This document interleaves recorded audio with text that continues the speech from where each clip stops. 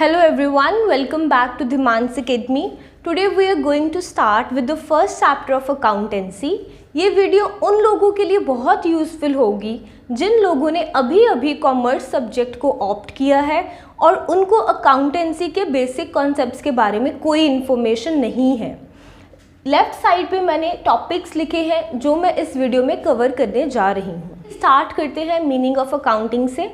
Accounting is a process. Accounting एक ऐसा process है जिसमें ये सारे 6 के 6 स्टेप्स आएंगे। The first step is identifying, second is measuring, recording, classifying, summarising, interpretation and communication. तो चलिए हम पढ़ते हैं आइडेंटिफाइंग। आइडेंटिफाइंग क्या है? आइडेंटिफाई का मतलब होता है किसी चीज़ को पहचानना, उसको हम आइडेंटिफाई बोल सकते हैं।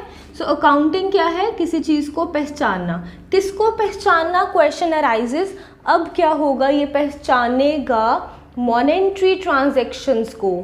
Yes, you heard it right. हर एक बिजनेस में 2 तरह की ट्रांजैक्शंस होती हैं, monetary transactions as well as non monetary transactions. Monetary means money related transactions, non monetary which can not be recorded in terms of money. तो monetary transactions में क्या है? अगर हर बिजनेस में monetary as well as non monetary transactions होंगी तो accounts क्या करेगा? सबसे पहले मॉनेटरी ट्रांजैक्शंस को सेपरेट करेगा, क्योंकि नॉन मॉनेटरी ट्रांजैक्शंस अकाउंट्स में रिकॉर्ड नहीं हो सकती। तो हम first of all we will identify this is monetary transaction. जैसे purchase of furniture, sale of goods, पैसे आया पैसा गया, दैट इज मॉनेटरी ट्रांजैक्शन। उन चीज़ों को हम आइडेंटिफाई कर लेंगे। फिर हमारे पास सेकेंड स्टेप आएगा मेजर। कैसे मेजर करना है मॉनेटरी ट्रांजैक्शंस को? इन टर्म्स ऑफ मनी। हम मनी में इनको मेजर कर लेंगे। इसको मैं एक एग्जांपल से समझाती हूँ। सपोज आपने 5 चेयर्स ली हैं और एक चेयर की वैल्यू है 2000 रुपीज़, एक चेयर का प्राइस इज़ 2000 रुपीज़। तो टोटल आपने 10,000 रुपीज़ की गुड्स ली हैं या 10,000 रुपीज़ की चेयर्स ली हैं। तो ये क्या किया हमने? मॉनेटरी ट्रांजैक्शन है, चेयर खरीदा, पैसा is going out of the business, total 10,000 की अमाउंट मनी है। मतलब जो भी ट्रांजैक्शन है पहले हमने उसको देखा, yes this is monetary transaction, and then we have measured it in terms of money. फिर क्या है? हम उस ट्रांजैक्शन को अपनी बुक्स ऑफ अकाउंट्स में रिकॉर्ड करेंगे।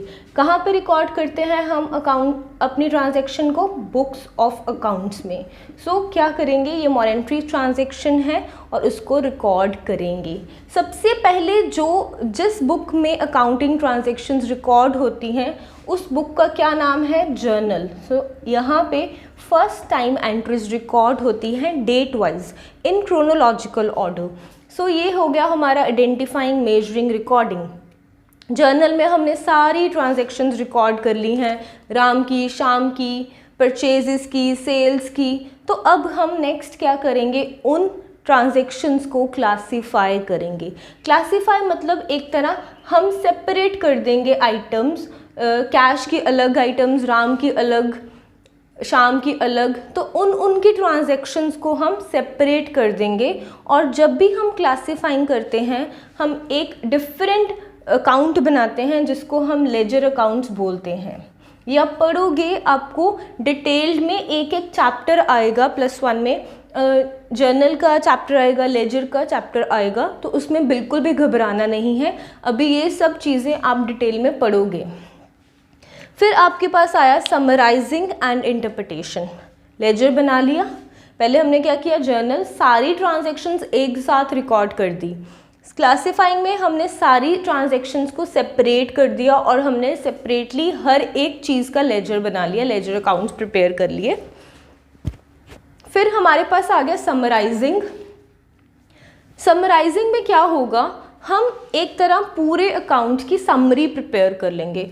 और समरी हम कैसे प्रिपेयर कर रहे हैं? प्रॉफिट एंड लॉस अकाउंट बना के, बैलेंस शीट बना के हम एक तरह समरी प्रिपेयर कर लेंगे। रिजल्ट्स को इंटरप्रेट करेंगे कि हमारा प्रॉफिट है, लॉस है, क्या हमारा फाइनेंशियल स्टेटस है, कितने एसेट्स हैं हमारे पास, कितने लायबिलिटीज़ हैं। I know all this terms are very new to you, but yes जैसे ग्रेजुअली यू विल प्रोग्रेस आपको पता चलेगा, you will become familiar with all this terminologies. तो क्या है? हमने profit and loss and balance sheet में सारी ट्रांजैक्शंस को समरी बना ली है उनकी, और हम इंटरप्रेट एक तरह समझना होता है उसके रिजल्ट्स को। तो हम देख लेंगे हमारे पास कितना प्रॉफिट है, कितना लॉस है, वो सारी चीज़ हम कर लेंगे। एंड बाद में लास्ट स्टेप इज कम्युनिकेशन। जो भी हमारा रिजल्ट है, whether a firm is in profit और इन लॉस, वो चीज़ we will communicate to its users. ये एक सेपरेट पूरा टॉपिक होगा users of accounting, but for the time being मैं आपको समझा देती हूँ। यूज़र्स वो लोग होंगे जो हमारे बिजनेस में इंटरेस्टेड होंगे, हमारे एम्प्लॉयज़, हमारे मैनेजर्स, हमारे वर्कर्स, हमारे क्रेडिटर्स, लोन्स, बैंक, गवर्नमेंट, ये सारे यूज़र्स होंगे, क्योंकि ये हमारे बिजनेस के साथ कहीं ना कहीं कनेक्टेड हैं। तो क्या करेंगे, लास्ट में जो भी हमारे रिजल्ट्स हैं वो हम कम्युनिकेट कर देंगे to the users of accounting, और हमारी अकाउंटिंग ख़त्म हो जाएगी। सो इन सारे स्टेप्स को हम फंक्शंस ऑफ अकाउंट्स भी बोल सकते हैं। अगर आपको वैसे 1 मार्क्स में डेफिनेशन पूछ रहे हैं तो आप लिख सकते हो accounting is a process of identifying, measuring, recording, classifying, summarising and interpretation and communication of financial information. तो वैसे बाकी ये 6 स्टेप्स जो हैं वो फंक्शंस ऑफ अकाउंटिंग के भी हैं। तो I have covered these 2 topics, meaning of accounting and functions of accounting. फिर हमारे पास आता है अकाउंटिंग साइकिल। बहुत इंटरेस्टिंग है एंड बहुत इजी भी है टू मेमोराइज। चलिए देखते हैं व्हाट इज़ अकाउंटिंग साइकिल। अब हम समझते हैं अकाउंटिंग साइकिल। अकाउंटिंग साइकिल हमें ये बताएगा कि कैसे कैसे हमने अकाउंट्स को प्रिपेयर करना है। Also these are the different chapters in your books जो आप ग्रेजुअली इसको पढ़ोगे।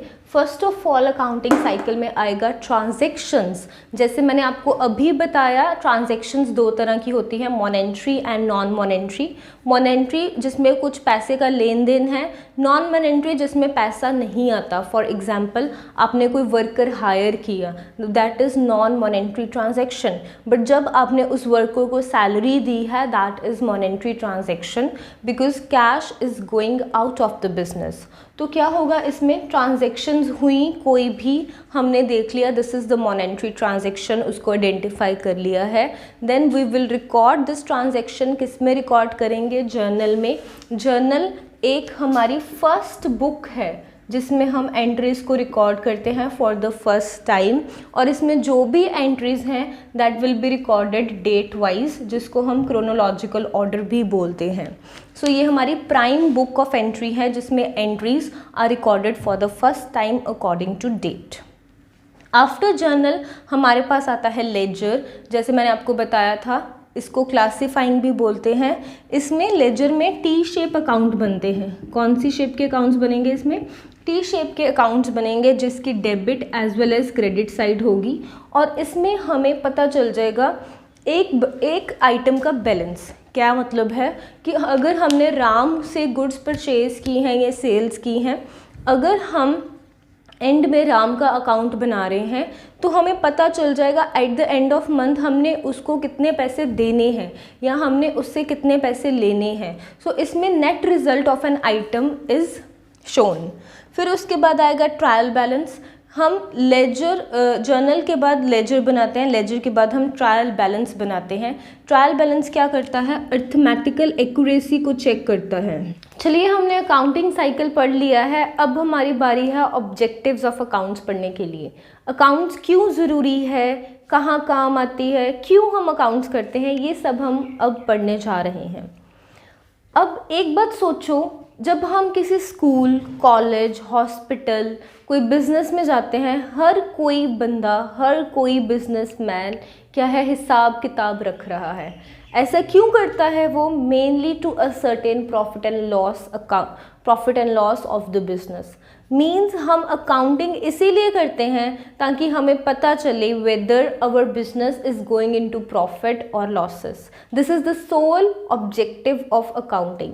बट इसके अलावा भी कुछ ऑब्जेक्टिव्स हैं जो कि हम पढ़ते हैं। First objective is to keep systematic record of business transaction.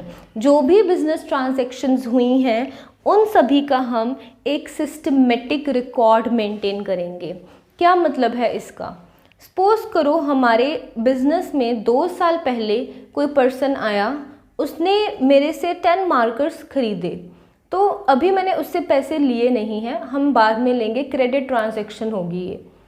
After 2 years हो सकता है मैं भूल जाऊँ इस चीज़ को, तो अगर मैंने वो रिटर्न में लिखा होगा कि इस पर्सन से मैंने इतने पैसे लेने हैं, तो हमारा प्रॉपर एक रिकॉर्ड मेंटेन हो जाता है ट्रांजैक्शंस का, क्या सेल है क्या परचेज है, ताकि हमारे बिजनेस में किसी तरह का भी लॉस ना हो सके। हमारे पास सेकंड ऑब्जेक्टिव है to calculate profit and loss. हर एक बिजनेस, जैसे मैंने आपको अभी बताया, हम बिज़नेस का प्रॉफिट एंड लॉस असर्टेन करते हैं bye preparing profit and loss account. इससे हमें पता चलता है कि हमें इतना फ़ायदा हुआ, इतना नुकसान हुआ, और अब ये भी पता चलेगा किस चीज़ से हमें क्या फ़ायदा हुआ है, किस चीज़ से हमें नुकसान हुआ है। For example, if I am selling these 2 things, duster and marker, मैंने ये सर्टेन किया है, मुझे ये पता चला है कि मार्कर सेल करके मुझे ज़्यादा प्रॉफिट हो रहा है और डस्टर्स को सेल करके मुझे लॉस हो रहा है क्योंकि इसकी कॉस्ट ज़्यादा है। तो मुझे ये पता चला है मार्कर्स को सेल करके फ़ायदा, डस्टर्स को सेल करके लॉस। तो मुझे ये पता चला है कि प्रॉफिट एंड लॉस कैलकुलेट किया मैंने, और साथ ही साथ में मुझे रीजंस पता चले हैं क्यों मुझे प्रॉफिट हुआ है, क्यों मुझे लॉस हुआ है। हमारे पास फोर्थ ऑब्जेक्टिव है to ascertain financial position of business. क्या मतलब है फाइनेंशियल पोजीशन का? अगर मैं वैसे बात करूं, फाइनेंशियल पोजीशन का मतलब है हमारे पास कितनी संपत्ति है, कितनी धन दौलत है हमारे पास, वो सारी हमारी फाइनेंशियल पोजीशन में आएगी। इसमें हमें पता चलेगा बिजनेस एक्चुअली में कहाँ स्टैंड कर रहा है, कितनी उसके पास एसेट्स हैं, कितनी उसके पास लायबिलिटी हैं, कौन कौन सी चीज़ें उसको फ़ायदा दे रही हैं, कितने उसके लोन्स हैं, कितने उसके क्रेडिटर्स हैं, ये सब हमें अकाउंट्स करके ही पता चलता है। और बैलेंस शीट से हमें पता चलेगा कितनी हमारी फाइनेंशियल पोजीशन है। फिर हमारे पास आ गया fifth objective to prevent frauds and errors. था trial balance, it tells us arithmetical accuracy. मतलब क्या है, हमें पता चलेगा debit is equal to credit. अगर कहीं मिसमैनेजमेंट होता है, अगर कहीं मिसमैच हुआ, तो हमें बहुत जल्दी पता चल जाएगा। क्यों करता है, जहाँ भी मिसमैच हुआ हमें तभी पता चले जाएगा किसी वर्कर ने, किसी एम्प्लॉय ने कुछ एम्बेजलमेंट किया है। लास्ट में आ जाएगा to provide information to its users. जैसे कि हमने 7th फंक्शन ऑफ अकाउंटिंग में पढ़ा था, कम्युनिकेशन टू द यूज़र्स। वहाँ पे भी मैंने आपको बताया था जो भी अकाउंटिंग ट्रांजैक्शन है हम इसके यूज़र्स को कम्युनिकेट करेंगे। लाइकवाइज यहाँ पे भी ये आ गया ऑब्जेक्टिव, जो भी अकाउंटिंग इन्फॉर्मेशन है, प्रॉफिट है, लॉस है, फ़ायदे नुकसान, हम सारे यूज़र्स को प्रोवाइड करेंगे, बिकॉज़ वो ऐसे लोग हैं जो हमारे बिजनेस में जेन्युइनली इंटरेस्टेड है। So that's all with the objective of accounting. इसके साथ ही साथ हमने पूरा वीडियो का कंटेंट भी कवर कर लिया है। I hope you are clear with these concepts now. अगली वीडियो में मैं बाकी कॉन्सेप्ट्स कवर करूँगी जो आपके चैप्टर 1 में होंगे। अगर आपको ये वीडियो यूज़फुल लगती है, please like this video and also subscribe my channel if you are new to this channel. Also, you can share with your friends so that they can also get maximum benefit of this video. Thank you for watching this video. हम मिलेंगे next video में. Till then, bye bye and take care.